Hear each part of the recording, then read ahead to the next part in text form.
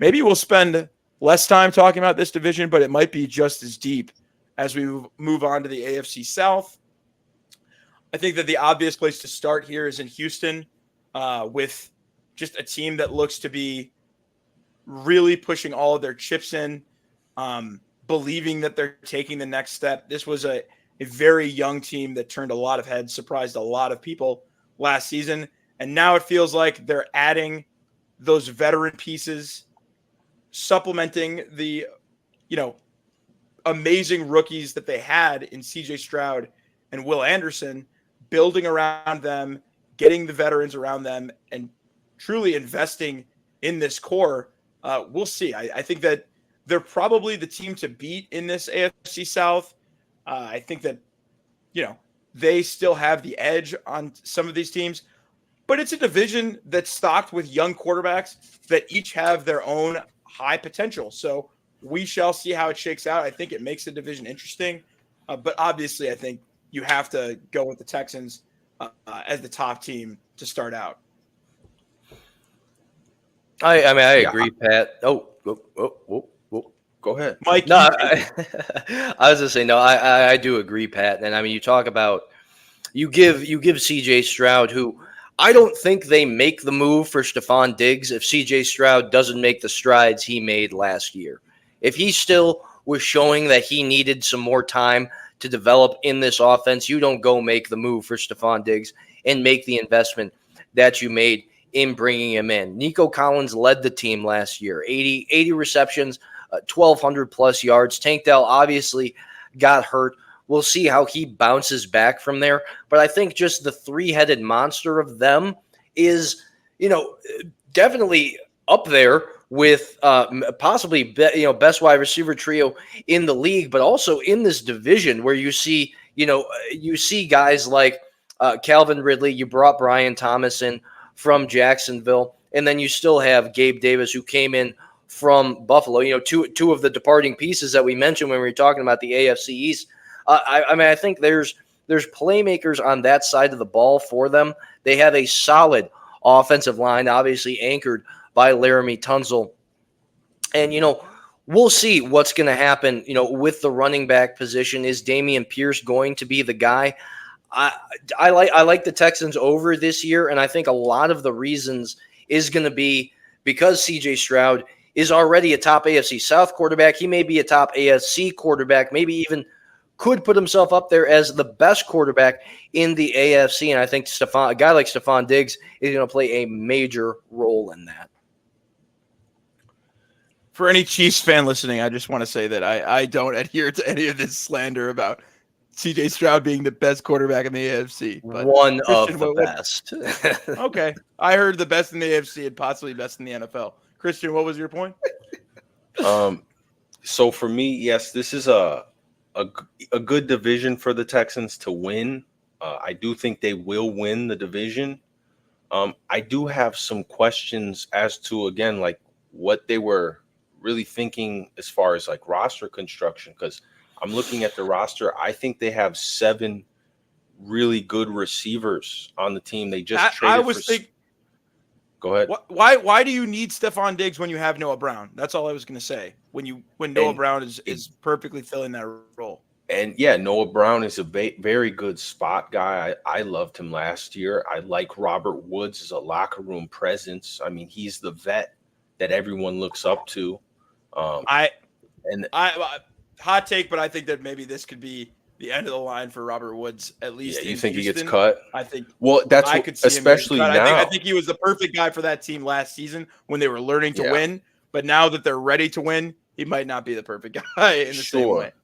But just to say, like, so we have John Mechie III. I mean, I had him as a breakout candidate coming into this year. He came off, I think he had an ACL tear, was it last year, coming out of Alabama? I like him a lot. I love Tank Dell a lot. I know Stephon Diggs is really talented. My question is maybe you could have spent that money elsewhere this season. That doesn't mean they can't go out and spend more money. One guy I really love, I think he's a perfect fit in Houston, is Xavier Howard, the cornerback. I think they can still make some additions this year. I do like their secondary a lot. I do have them winning over 9.5 games. I have them about 10 or 11 wins this year, but it is a really tough schedule that I think they're going to have some tough games against Detroit, Dallas, Kansas City, and Miami. Those are some tough out of division games that they'll have to win. And honestly, their division, although we kind of forget about some of these teams, I do think their division is a lot better than it was a year ago. And I think it's going to be a real competitive division. I agree, Christian. I think that the first place strength of schedule, I think, is going to cost them in the end, just with how much the AFC South has, retooled to, this is the new normal. The Texans made a statement last year as the team to beat, and now teams are retooling to, be able to counteract that with, if they're going to make it a shootout, that's why you bring in a guy like Calvin Ridley. That's why you bring in guys like, Christian Kirk for the Jaguars. I mean, it's going to be a dog-eat-dog division for sure. And, we shall see. But, is Dalton Schultz a tight end as your, number 4 option going to be a difference maker? And we shall see. What do you think, Matt? I think to Christian's point, if you continue CJ Stroud on the trajectory that we saw last season, this team should comfortably control this division.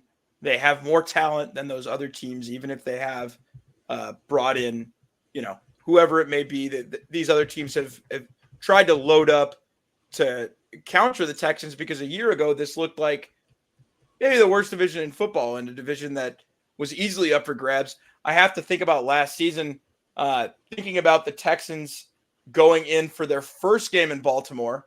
Their first and last game of the season were both in Baltimore. The season opener and then in the divisional round, and how different the perception was of that team from week 1 to the divisional round of the playoffs. They're going to be perceived as one of the best teams in football this season. They're going to get everyone's best shot. Everyone's going to be game planning for them. They're not going to sneak up on anybody. They're going to be tested. So we're going to see, people are the rest of the AFC South are going to try to elicit a sophomore slump out of CJ Stroud. I think that he has too much poise and he's too good of a quarterback for it to affect him, but we'll see. I think that there's a lot of new talent, new pieces in this division. It's a very different division than what it looked like last season, and I think that a lot of that has to do with the changing of the guard in Tennessee and how the Jaguars have tried to load up around Trevor Lawrence. And then obviously the ultimate wild card is going to be, as I said before, maybe the quarterback with the most potential of any of them, Anthony Richardson, in Indianapolis. So when you have a lot of these uncertainties in a division, I have to default back to the team with the most talent, who's shown you the most success, and who I believe has the best coach in the division. And I think right now that is DeMeco Ryans. All due respect to Super Bowl champion Doug Peterson. Yeah, with that said, is there another team that you guys want to talk about in the AFC South? Oh, in the AFC South, I mean, we could allow the Anthony Richardson talk to lead us right into the Colts to touch on the Colts. I mean,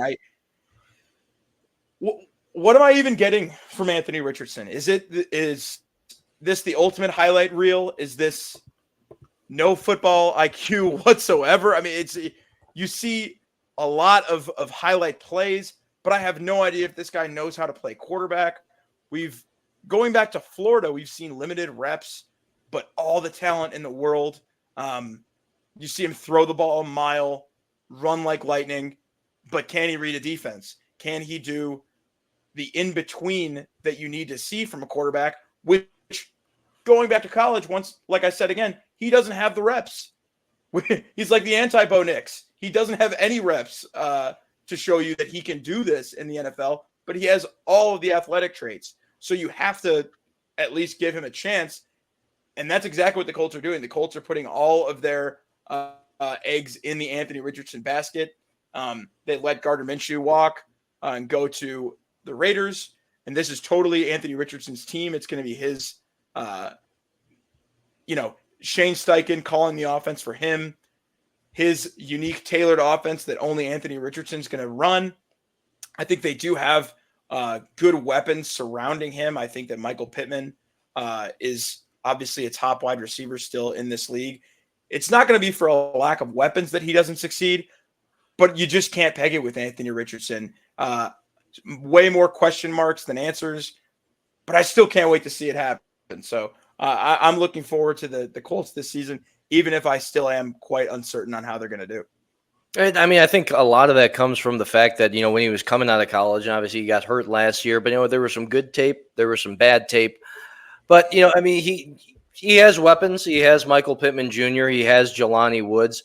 I mean, I think they're going to be serviceable. We'll see how Jonathan Taylor is going to bounce back, for the Colts. I think, guys like Julian Blackmon and Jalen Petrie, are going to be guys that help anchor this the secondary for the Colts. But like you said, Pat, I mean, there's so many unknowns with the Indianapolis Colts, and that's kind of why I like, if they stay healthy, Jacksonville to be the ones that come out of this division. Albeit, I mean, Travis Etienne had a career year last year. You add in a guy like Brian Thomas to that to the trio. You lose Calvin Ridley, but you retain a guy like Christian Kirk. And Evan Ingram had a career year last year with a healthy Trevor Lawrence. I think there's enough guys in this division that can, threaten CJ Stroud to be, the top quarterback in what should be. It's either going to be hard-nosed defense, or it's going to be a gunslinging division. And I think whichever team makes the first step on that side of the ball is going to be the one that comes out of here. Yeah, and I do think the Colts added a lot of talent to the skill room, to the skill position. And even the last couple of years, I do like Pittman a lot. As you said, I love A.D. Mitchell out of Texas this year. He might not get a lot of reps this year, but I think he's extremely talented. I love Jelani Woods. I love Mo Alley Cox. So there's a lot of talent there, and Anthony Richardson is a very talented kid. I think it's just hard to depend on a quarterback that you haven't seen too much in the pros. For that reason, I'm going to take the under on the over-under win total. I believe it's 8.5 if you want to double check that. But I do think their season is predicated on the first 4 or 5 weeks of their season. So their season opens up versus Houston, at Green Bay, versus Chicago, versus Pittsburgh, at Jacksonville. They could very easily be 0-5 going into week 6. I do think that first 4 to 5 week stretch is going to dictate what happens this year for them. If they can manage that early test, I think they can be over 8.5, but I just don't see it. I think the quarterback, he's just too green, if you will. I think it's interesting. I think that's kind of a theme across this division a bit when you talk about green quarterbacks, because obviously right down south 65 from Indianapolis, you go down to Nashville and you run into Will Levis, another green quarterback that I appreciate what the Titans are doing for Will Levis, in the sense that this is a quarterback with all the talent, similar questions to his game in the sense that he has a rocket arm. He has athleticism. He's got the size that you're looking for in a quarterback. But the question is, can he develop into an NFL, the mind of an NFL quarterback, making the right decisions, not taking care of the ball, not turning the ball over, I should say. Not turning the ball over and taking care of the ball. And what I appreciate that the Titans have done in this situation is that they're refusing to get labeled with the Justin Fields or Bryce Young flag. They are saying, we're going to give you an overload of established weapons. We're going to dump our resources. We're going to give you DeAndre Hopkins. We're going to give you Calvin Ridley. We're going to give you Tyler Boyd. These are all, very seasoned veteran, savvy wide receivers, perfect to pair with a young quarterback, and they got 3 of them. So they're showing that they believe in Will Levis, that they're going to give him every chance to develop into a top quarterback.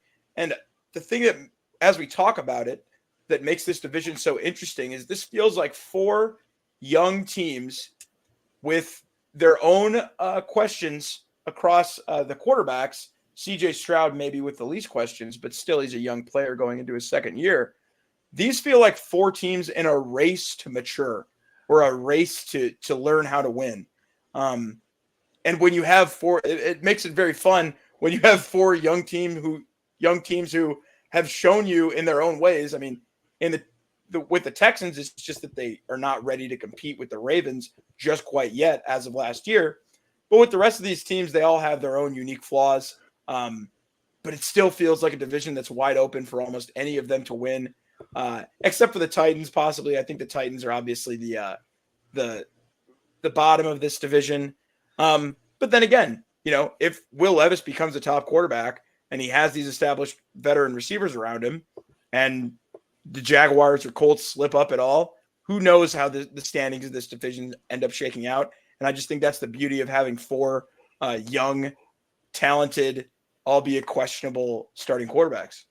And, Pat, I liked what you said about the Titans because I feel like they made a lot of why not us this year moves. I mean, if you're going to find out this year if Will Levis is the guy or not, you still have Malik Willis backing him up. If he's not the guy, I think it's we don't have to wait and see. They're going to get thrown to the wolves, and if it's not going to work out, then we have draft picks. But I mean, you like you said, they gave them a chance by they got Tyler Boyd from Cincinnati to be a wide receiver 3. I mean, if we were talking 3-4 years ago and you have Tyler Boyd, Calvin Ridley, and DeAndre Hopkins, that would be a 3-headed monster to be. Yeah, that would be a 3-headed monster to be scared of in the NFL. And I think adding guys like L'Jarius Sneed, who comes with a winning pedigree from Kansas City. I mean, they picked C.J. Latham in the first round of the 2024 draft. I think they're building it. They're building the team around. They're building the team around Will Levis to say, you don't have the excuses aren't exactly gonna 100% be there. Obviously, let's give them a full season in the NFL to before jumping to any conclusions. I mean, it's going to be a first-year head coach with, Brian Callahan taking over for Mike Vrabel, who's now on the Browns, who should have mentioned is gelling fantastic with, being a pseudo defender to guys like David Njoku. But I digress. I think the Titans really have given it's a whole new outlook. It's going to be a whole new team in a very competitive, AFC South division, and I think they're better on paper than they're obviously better on paper than they were a year ago. Just is it going to be enough? I don't think so, and I got their under for that. Yeah, I think you guys are both spot on with the Titans.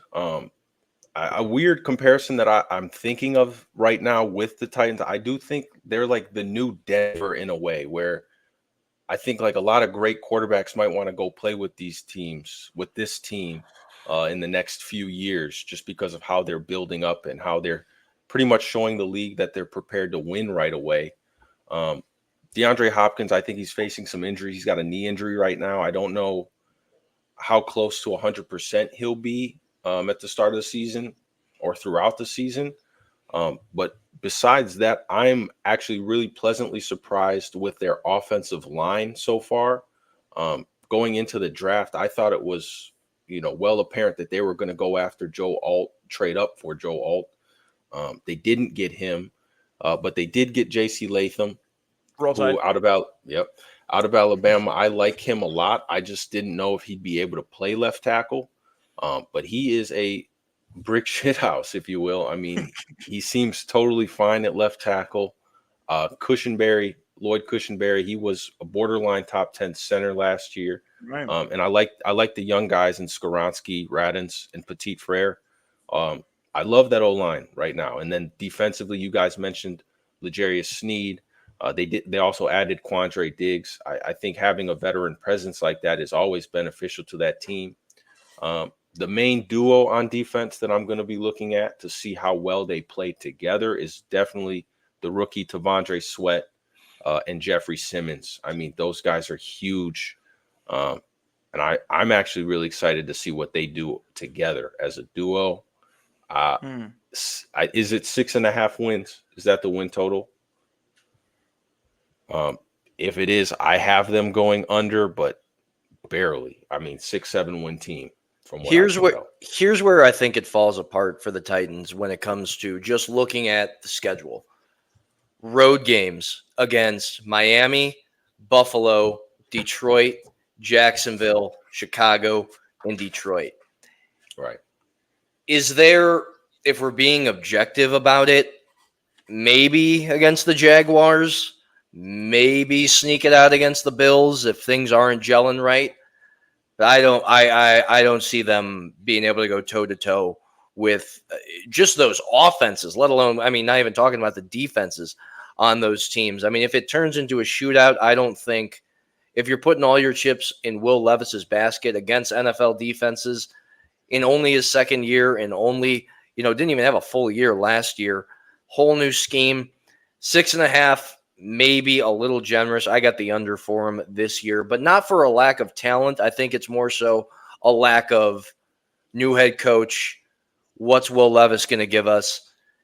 And if it blows up, do we have to go to Malik Willis? And if that blows up, do we have to go to the draft? I'll say, and Mason I think Rudolph. that both. That's a vote of confidence. Yeah. If that's the answer a year from now, then that'll be their own problem. But to that point, I think we've all been talking around it. And what I appreciate in a way, as we talked about it, how the Titans have built this roster, in that they're not giving Levis a chance to say, I wasn't given the opportunity. And at the same time, they are building this. They're building this offense for, who knows if a certain number 4 in Dallas won't be there next season.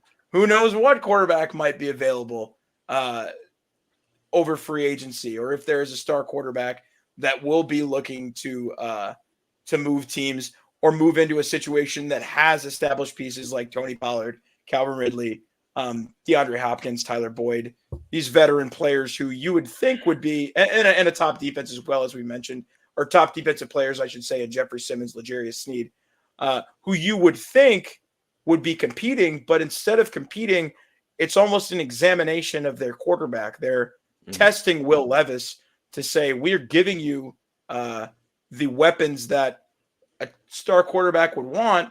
What are you going to do with them? What can you show us this season?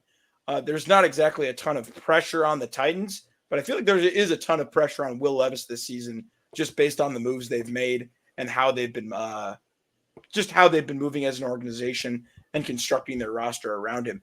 It could mean great things for him. It could mean that he's going to be elevating himself, establishing himself as the guy in Tennessee for years to come. And this was the perfect setup to give him. It's his own little Caleb Williams nest egg of great players around him to sort of transition him into becoming a great quarterback. Or it could fall apart, and we could be talking about, as you said, Malik Willis, Mason Rudolph, any number of other quarterbacks coming in. So I think it remains to be seen with the Titans. It's just another team in this AFC South where the young quarterback leaves so many questions on the table. And then we could touch on, I know we've touched on them a little bit, but similarly, I think a lot of these AFC teams are moving in similar ways in terms of just getting their young quarterback and then trying to surround him with the weapons. Gabriel Davis, Brian Thomas, with Christian Kirk, as the set of weapons, and Evan Ingram, as you mentioned, as the set of weapons for Trevor Lawrence to continue building his career in Jacksonville. He got paid. I don't know that he earned it. We saw the playoff win. It was magical against the Los Angeles Chargers 2 years ago. We haven't seen much else. He also threw 4 picks in that game, but we haven't seen much else in way of big wins for this Jacksonville Jaguars team. I was a major believer in them last season, and I was majorly disappointed as they were a team that kind of fell apart by the end. And so we'll see. I do believe that the Doug Peterson is the right coach for this team and is the right coach for Trevor Lawrence, but I don't think that this team is going to be competing realistically. I don't think, unless we see a dramatic turnaround from Trevor Lawrence and establishing himself with consistency, I don't think that they're going to be better than Houston. And I think that even Indianapolis could have a chance to knock them off from the second spot, as we saw them do last year with Gardner Minshew. So if Anthony Richardson turns out, there's no telling. And if Will Levis turns out, there's no telling how far Jacksonville could topple or could rise. Once again, I feel like a broken record talking about the variability of these young quarterbacks in the AFC South. I think, for me, I think Jacksonville has built this roster to say, we believe in Trevor Lawrence. We believe that this is going to be the guy.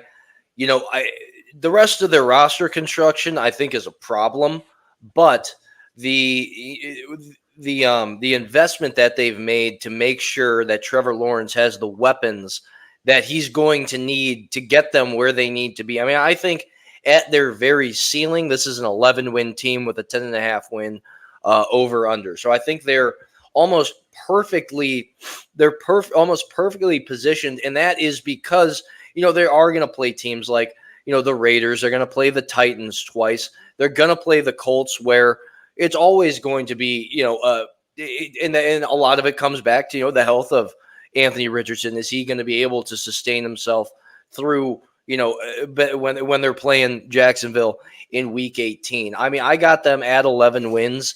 And I think a lot of it is going to – I mean, everything is in Trevor – the ball is in Trevor Lawrence's court this year.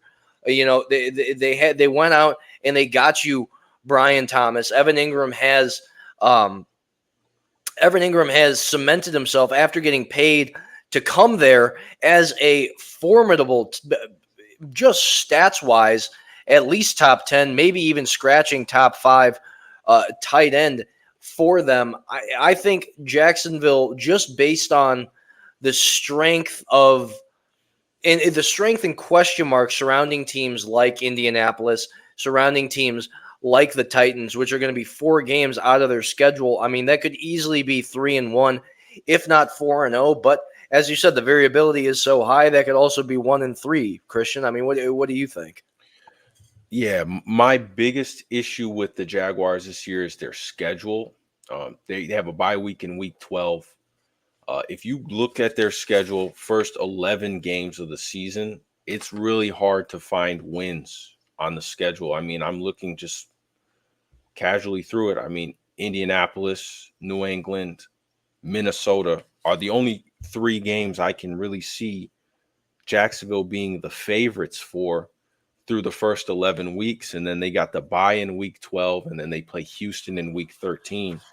If they come out of that 3-9, 4-8, I mean, they're not going to be able to come back from that.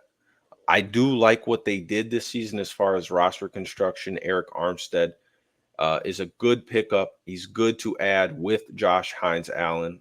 I do think that's a talented front. Oluokun is a tackling machine that doesn't get talked about enough. Tyson Campbell's a good corner. I don't know if he's deserved that contract that he got. I mean, compared to Jalen Johnson, I think it's premium the same position. Contract. It is a premium position. I do like Tyson Campbell a lot. So you pay the guys that you have to. I look at the schedule and I think it's really tough through those first 12, 13 weeks of the season. I think it just speaks to how deep that division is in the AFC South. You know, once again, each of these teams has pieces. There's no doormat in the division. Obviously, if things go horribly wrong in Tennessee, that could be a bad team. Mhm. But once again, I have just a sneaking suspicion that they have the pieces in Tennessee to set Will Levis up for success. And if they're successful, then this could be a very, very fun division. Yeah. And I think I moving do on, think yeah. I just think it's Close hilarious it that out. Trevor Lawrence is the oldest player. He's the oldest quarterback in the division now. I think that's hilarious. That is just blew my mind, I will say. Sitting here right now, I did not even consider that. That is crazy to me. Wow. That 2021 feels like not that long ago, but at the same time, that is crazy. Yeah. But as I was saying, I feel like that is one of the more fun divisions in the NFL, and there's a couple of different ways it could go.